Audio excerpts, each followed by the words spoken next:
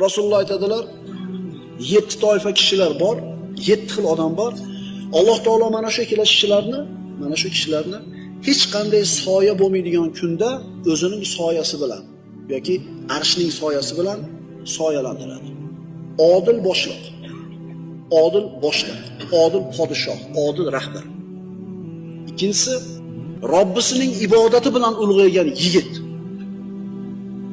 Shu yigitlik davrida gunoh ma'siyatdan uzoq bo'lib, ibodatda ulg'aygan yigit Allohning arshini soyasida turadigan ikkinchi odam deb aytilyapti.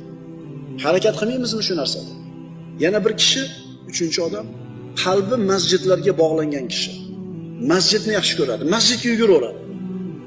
To'rtinchisi, va rajulani tahabba fillah. Alloh uchun birlashgan ikkita odam. Alloh uchun bir-birini do'st tutgan, Alloh uchun birlashgan va Alloh uchun ajrashadi. Keyingisi, mansablik, nasl-nasablik, chiroyli bir ayol zinoga taklif qilgan paytda men Allohdan qo'rqaman deb o'zini tiygan erkak. Keyingisi, sadaqa qilgan odamki, maxfiy qilgan. Chop qo'li qilgan sadaqasini o'ng qo'liga bildirmaydigan. Yolg'iz qolganda Allohni eslab ko'zidan yosh oqqan kishi.